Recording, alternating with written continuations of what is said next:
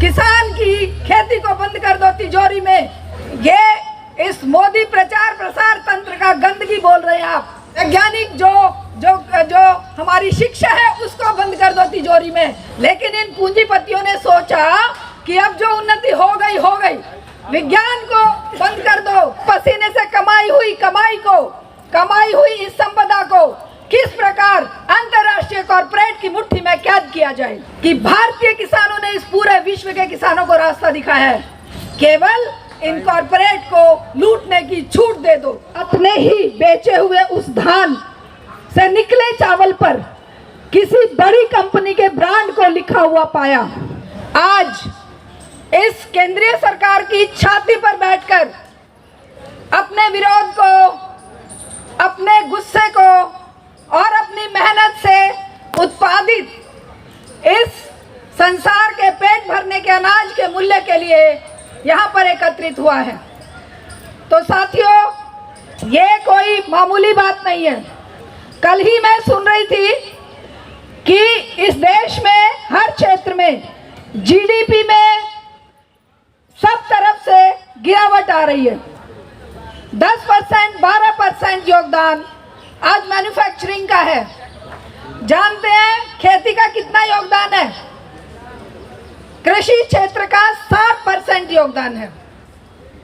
और ये सत्ता में बैठे लोग जिनको कभी खेत की मिट्टी के कण का नहीं पता, किस तरीके से किसान की मेहनत को इन मजदूर बहनों की और हम जैसी महिलाओं की जो दिन रात कंधे से कंधा मिलाकर खेतों में काम करती हैं, किस तरीके से घरों को संभालती हैं, किस तरीके से इस देश के निर्माण में, इस देश की जनता का पेट भरने में योगदान देते हैं, उसका इनको कोई एहसास नहीं है। इन सरकारों का पूरा ध्यान इस बात पर है कि इस मेहनत से, पसीने से कमाई हुई इस संपदा को किस प्रकार अंतर्राष्ट्रीय कॉर्पोरेट की मुट्ठी में कैद किया जाए। इनका पूरा का पूरा ध्यान इस बात पर होता है कि किस तरीके से इस मेहनत कश को कभी नक्सली बताकर, कभी इनको माओवादी बताकर, कभी इनको कम्युनिस्ट बताकर और कभी खालिस्तानी बताकर बर्बाद किया जाए, आम जनता की नजरों में इनको गिरा दिया जाए। साथियों, हम लोग जनता के बीच में जब काम करते हैं तो शर्म आती है उन लोगों की बातों पर कि किस तरीके से इस प्रचार प्रसार ने मेहनत कश को बदनाम किया हुआ है। एक फंक्शन में एक दिन मैं बात कर रही थी, किसी ने मुझे इंट्रोड्यूस कराते हुए कहा कि ये देखिए शारदा दीक्षित मैडम है, इन्होंने 13 महीने किसान आंदोलन में लगातार टीकरी बॉर्डर पर बहुत काम किया। तो वहां बैठे 4-5 मूर्ख लोगों ने क्या सवाल किया, अच्छा वो खालिस्तानियों का आंदोलन जो था उसमें थी। मतलब मुझे इतनी शर्म आई उनके ऊपर, खुद पर नहीं। खुद तो मैं गर्व से बोली थी कि भाई साहब अपनी जानकारी को पुख्ता कीजिए। ये आप जो बोल रहे हैं, ये इस मोदी प्रचार प्रसार तंत्र का गंदगी बोल रहे हैं आप। आपको शर्म आनी चाहिए। जो सुनने वाले लोग थे वो भी मेरा मुंह देख रहे थे। तो कहने का अभिप्राय है कि इस संसार में, खास करके इस भारतीय अर्थव्यवस्था में जो निर्माण का कार्य करने वाले हैं, उन्हीं को बदनाम करने की एक लगातार साजिश मीडिया के माध्यम से, इनके मंचों के माध्यम से, यहाँ तक कि संसद के माध्यम से की जा रही है। लेकिन उससे डरने, घबराने और झुकने वाले नहीं है किसान। क्योंकि किसान जब पूरे विश्व का पेट भर रहा है, नियम चोम्स्की जैसे सोशल साइंटिस्ट जब ये पूरा जोर शोर के साथ ऐलान कर रहे हैं कि भारतीय किसानों ने इस पूरे विश्व के किसानों को रास्ता दिखाया है, इस तरह का सम्मान विश्व में जो किसान आंदोलन ने पाया और इस तरह का जो सम्मान आज हर कोने में जहां जहां आप संघर्ष करेंगे वहां पर पाएंगे और पा रहे हैं। तो ये सब जो सम्मान है एक एक के हृदय में उतर रहा है। साथियों, हम पैसे नहीं खर्च कर सकते, हमारे पास कोई संसाधन नहीं है, लेकिन हमारे पास इस इंसानियत को, मानवता को जिंदा करने का जज्बा है। और ये सभ्यता जब से शुरू हुई है केवल इसी सिद्धांत को, इसी मंत्र को लेकर आगे बढ़ी है कि मानव मात्र का कल्याण और मानव मात्र की भलाई और मानव मात्र की उन्नति होनी चाहिए, और वो होते हुए आज यहाँ पर हम पहुंचे हैं।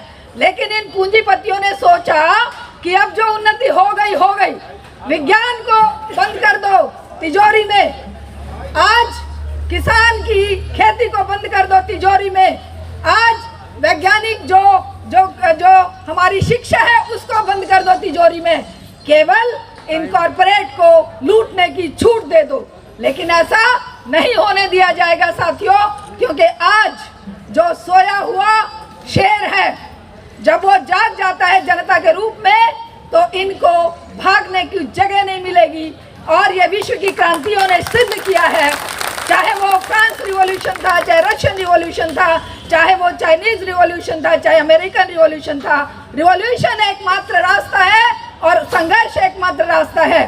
तो अगर भाई साहब 2 मिनट मुझे समय दे तो केवल 2 मिनट के लिए 2016 में एक बार, क्योंकि किसान परिवार मेरा है, मेरे ससुर एक बहुत मेहनती किसान रहे हैं, और जब मैं गांव जाती थी तो मेरे देवर वहाँ पे हमारी खेती संभालते हैं, तो अगर मैं जुलाई की उमस भरी दोपहर में ऐसी गाड़ी में बैठ के खेतों के बीच से गुजर रही होती थी, वो उस धूप में धान लगा रहा होता था, तो मैं बड़ी परेशान होती थी कि हम तो गाड़ी में भी सांस नहीं ले पा रहे, ऊपर तेज धूप है, हुमस है। तो वहीं बैठे बैठे मेरे दिमाग में 1-2 सवाल आए, जिनको मैंने शब्दों में लिखा। सिर पर कड़ी धूप, उमस भरी दोपहर, घुटनों तक कीचड़ में घुसकर किसान ने धान लगाया। घुटनों तक कीचड़ में घुसकर किसान ने धान लगाया, उत्साह भरे मन। ये मैं अपने एक्सपीरियंस से बता रही हूँ, 2015-16 में मैंने उसे देखा और लिखा। उत्साह भरे मन और चमकती आंखों से होने वाली फसल से होने वाली आय का हिसाब भी लगाया। आंखों में अपनों के सपने थे, सोनू की ड्रेस, मोनू की साइकिल, माँ की दवा और बापू के दांत। इस बार किसी भी काम को नहीं रखूंगा बकाया, क्योंकि सयानी बिटिया की शादी का दिन भी नजदीक है आया। 6 महीने की कड़ी, पूरे परिवार की कड़ी मेहनत के बाद जब मंडी में धान पहुंचाया, तो उस पर खर्च हुए कर्ज का उतार, मुश्किल से उस पर खर्च हुए कर्जा ही उतार पाया। हताश, निराश, लाचार किसान खाली हाथ घर लौट आया और अगली गेहूं की फसल पर सब काम निपटा दूंगा, परिवार वालों को ये आकर समझाया। लेकिन अगले महीने बेटी की शादी के लिए वह किसान मंडी में जब चावल खरीदने आया, तो उसने अपने ही बेचे हुए उस धान से निकले चावल पर किसी बड़ी कंपनी के ब्रांड को लिखा हुआ पाया, और सर तो उसका तब चकराया जब अपने बेचे हुए धान की कीमत से 10 गुना मोल उस पैकेट पर लिखा हुआ पाया। तो साथियों, 10 गुना कीमत, हमें 1 पैसा देंगे और वो 10 पैसे में उस चीज को बेचेंगे। ये इन कंपनियों का एक शक्ल है। और एमएसपी इसी बात को लेकर आवाज बुलंद करती है कि मेरी मेहनत, मेरा खर्चा, मेरे परिवार की कमाई को कोई और भाव तय करेगा, और वो भी उसको मिट्टी के मोल खरीदेगा, और फिर 2 रुपए बिकने वाले टमाटर को वो 100 रुपए बेचकर अपनी तिजोरियां भरेगा।